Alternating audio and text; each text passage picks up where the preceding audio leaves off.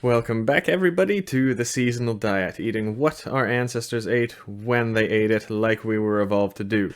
Today, we're speaking about grains in the European diet, an incredibly important part of the diet, but very different for people depending on where your ancestor comes from. So, the cultivation of grains goes back more than 10,000 years. Archaeology, looking into the Neolithic age, has shown that grains have been cultivated in the Middle East and Asia, at least starting around that time, almost 10,000 BC. But in Europe, not so much. Slowly, though, very, very slowly, we have to say, we do see evidence of it being cultivated in Europe, and it took almost 4,000 years just for it to move a few hundred kilometers, and that even then it wasn't widely spread. People were still quite nomadic hunter-gatherers at the time. But then, also a lot longer after that, a couple thousand years later, we see some evidence of grains being used in the small scale in places like Britain.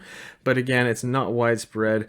Grains really did not make it into wide scale use into Europe until 1 to 2000 BC in ancient Greece and Rome, and after that time. And grains didn't really get to the north of Europe until almost 2000 years ago. And even then, it was said to be mostly used for alcohol brewing, more than food. So we really don't see widespread use of grains as food in the north of Europe until the Viking Age. And since then, of course, it exploded. We all know the history, and it's been a big part of the European diet for 1,000 years ago, no matter where you are, pretty much. So you can do the math depending on where your ancestors come from and how long it has been in your people's diet and decide how much you want to eat the grains.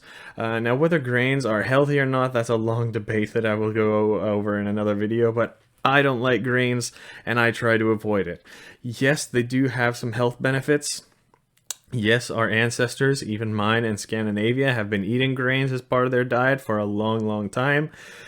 The reason I don't like grains is ideological. Whenever grains become a big part of humans' diets, it's a good sign that that culture has grown way too big, and some people, unfortunately, really need to die to make it sustainable to live with nature.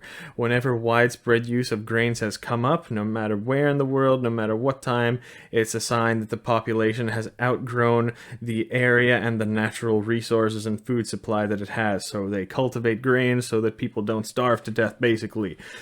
But by doing that, the quality of life goes down. Grains are very much so empty calories with relatively little nutrition compared to other foods, pound for pound at least, compared to like meats and wild forage plants and vegetables, things like that.